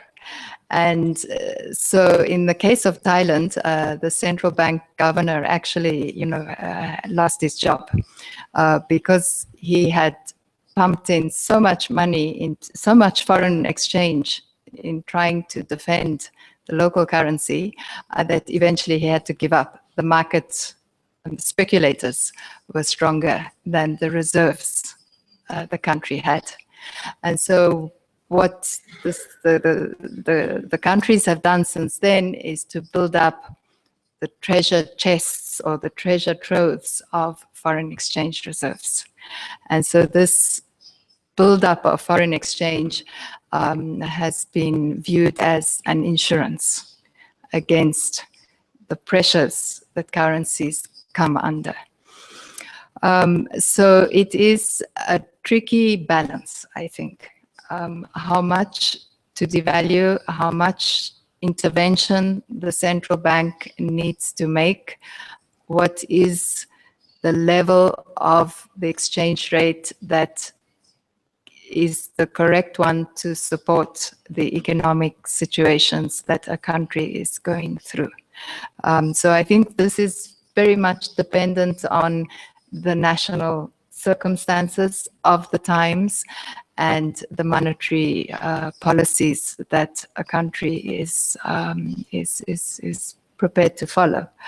But generally, overall, one currency devaluation will not necessarily stimulate your economy for the long term.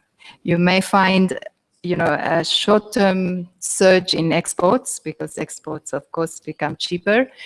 If your exports consist of high import content, the effect cancels out. And so perhaps what is more important is to look at the long term structural reforms and the long-term investments in the enabling infrastructure that will enhance the export competitiveness over a much longer time period. So perhaps in short, my answer would be that currency devaluations, they can help, but they are generally helpful on the short term. They do not deal with the long-term needs for diversification of the economy. Thank you, Tiziana. Mr. Murata, would you like to share your vision? I on do not want to be quoted. devaluation? This is a more official statement from the SCAP. But when we look back and the Asian economic crisis, this really that Tiziana mentioned of the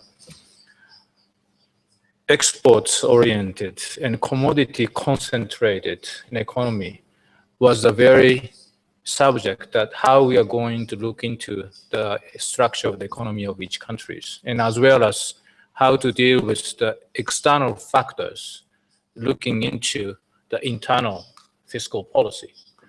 And some countries did well in to get out of the economic crisis, others still dragging a certain feet. Probably Kazakhstan is the case that the short-term gain might cause a long-term loss. And that's what Tiziana is really mentioned.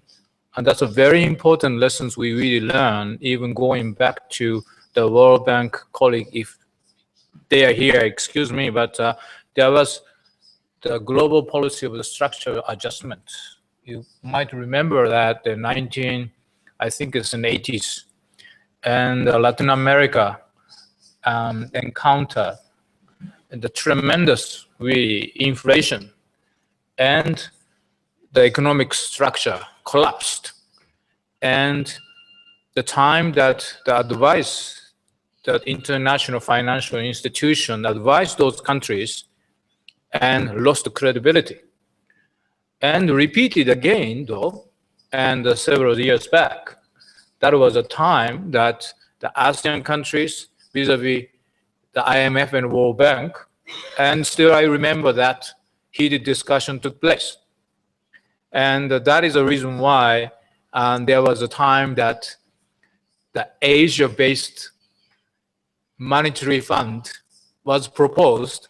It was turned down by the World Bank and American group.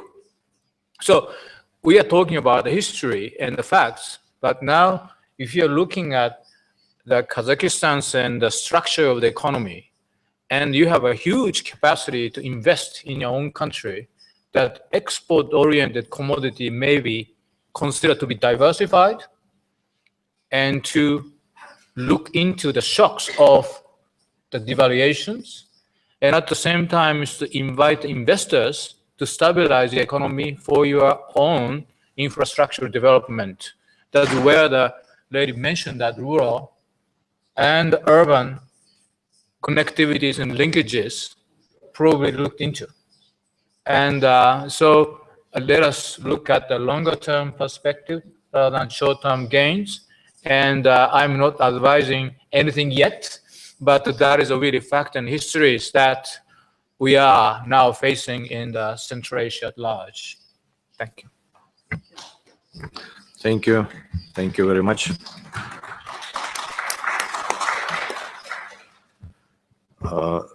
Еще, пожалуйста, Людмила.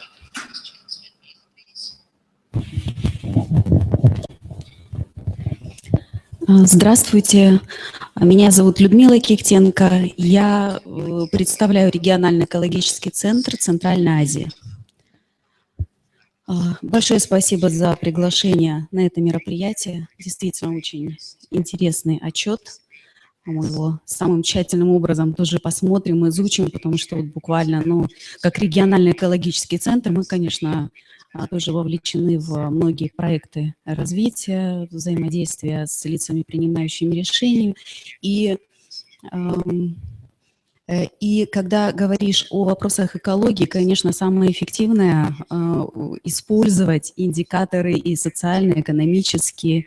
Это просто лучше и более эффективно работает.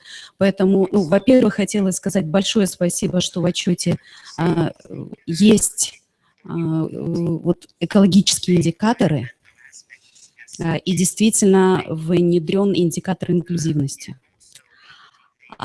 У меня вот сейчас просто хотела озвучить свою мечту, вам, может быть, когда-нибудь это получится. Сейчас в экологических индикаторах больше индикаторы доступа, доступ к воде, к санитарии. Вот работая в экологической организации, конечно, очень было бы интересно вот в таком аналитическом срезе посмотреть индикаторы эффективности использования водных ресурсов, эффективности использования земельных ресурсов, наших лесных ресурсов. Конечно, вот, такие индикаторы тоже, они бы еще лучше помогли понять пути развития. То есть, как мы на самом деле можем добиться более быстрого экономического роста, инклюзивного роста, социального, естественно, развития через более бережное отношение к нашим природным ресурсам. Спасибо и добро пожаловать в наш региональный экологический центр. Наш головной офис находится здесь, в Алма-Ате. С удовольствием с вами встретимся и расскажем о нашей деятельности. Спасибо. Спасибо. Спасибо. Please, Ms. Murata. Thank you. And Asian Development Bank is I have a very good friends and also working in Manila and here. Going back to the environment indicators and efficiency, we talk about. Then let us talk about the consumption pattern. And the consumption and efficiency we really have to look at together.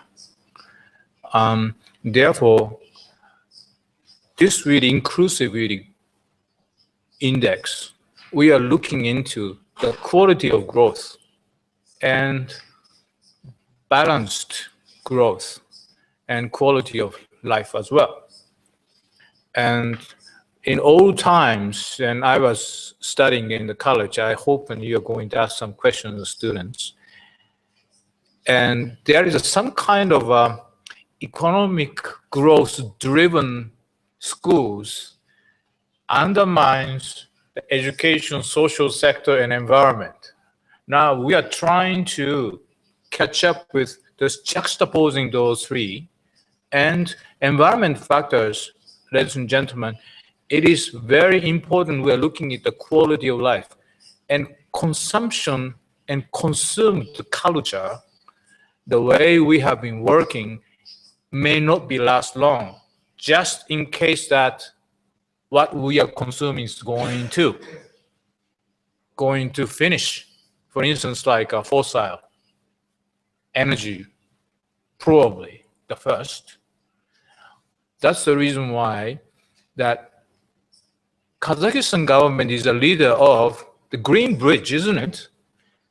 I think I think we are answering to our own really questions that then we should look at more on the quality of balanced really life, taking into consideration the three pillars. That's what is inclusive growth all about. And efficiency, yes. But consumption pattern every day, then how we reconcile that? Is this the way to lead your next generation? Is this the way to the leaders to be convinced that the present consumption pattern will make the Kazakhstan at large for the population, will bring to the next positive stage of the, let's say, balanced growth in this country? And there are a lot of questions. So yes, you're really right that then let us really look into those three pillars in a very balanced manner and the institutional framework. For instance, Ministry of Finance, Ministry of Planning, Ministry of Social and Education, and Ministry of Environment, could they bring down the barriers a little bit to coordinate the coherent policy in your own country? That is another question I'd like to throw to your leaders as well. Please, Tiziana. Yes. Just perhaps just a little detail. I fully agree with Mr. Murata, but just one detail on the indicators. The Sustainable Development Goals.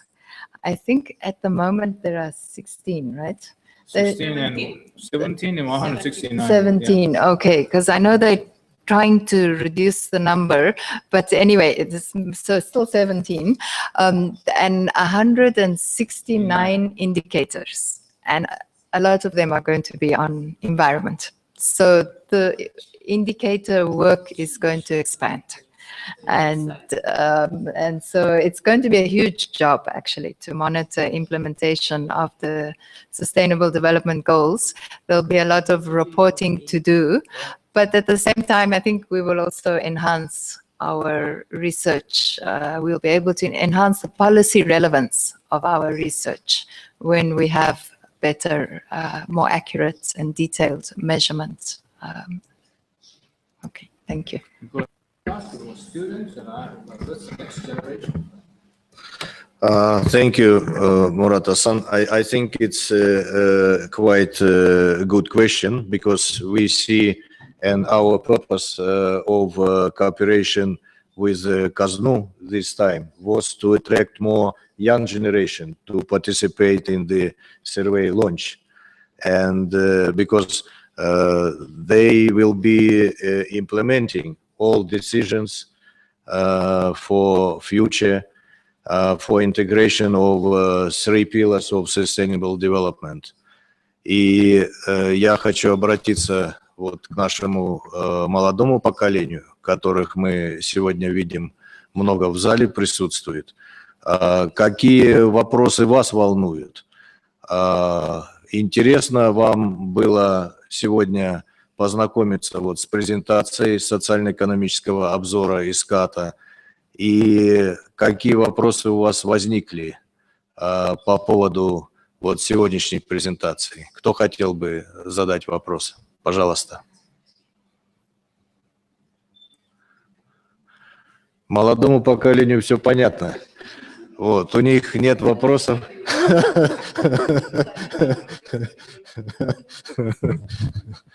Им все ясно.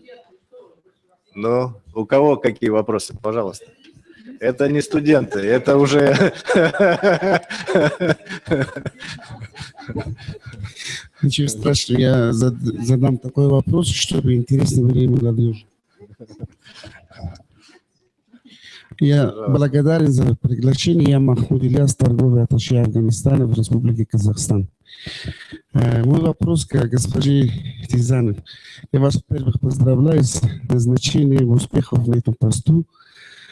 Потом в вашей презентации я внимательно слышал, не услышал, значит, о роли Афганистана в развитии экономики Центральной Азии, Северной Азии и Южной и Юго-Восточной Азии. Потому что я считаю, что Афганистан является кратчайшим путем транзитным между этими странами, который может в будущем играть огромную позитивную роль в развитии экономики.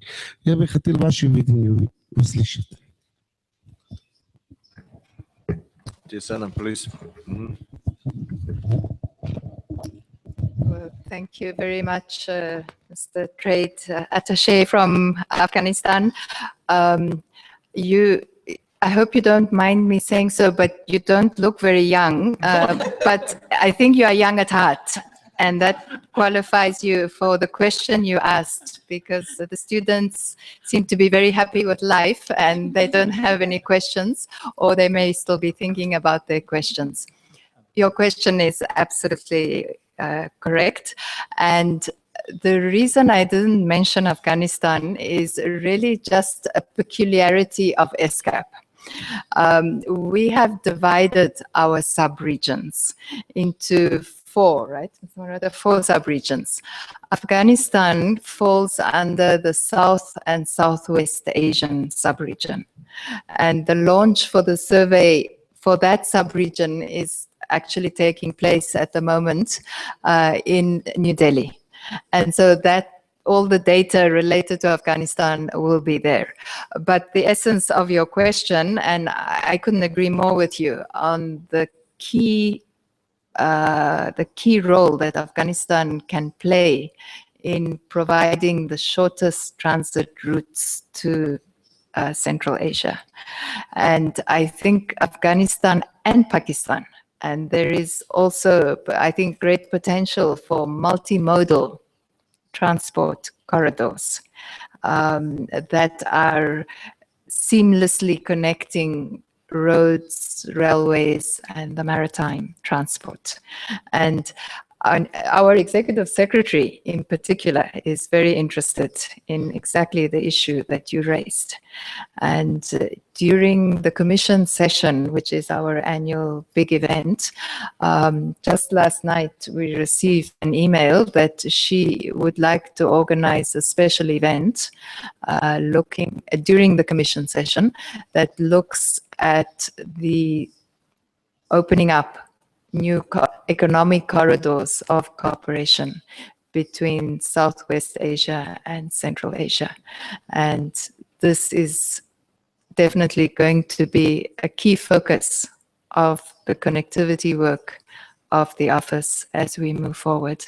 So I'm hoping to have more discussion with you, and I'm also looking forward to your support as we progress in the implementation of the work.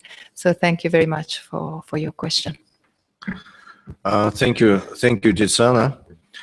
Dear colleagues, we have been working for more than 2 hours, and I think we substantively discussed a lot of issues, very interesting, and we presented the outcomes of the survey produced by ESCAP this year.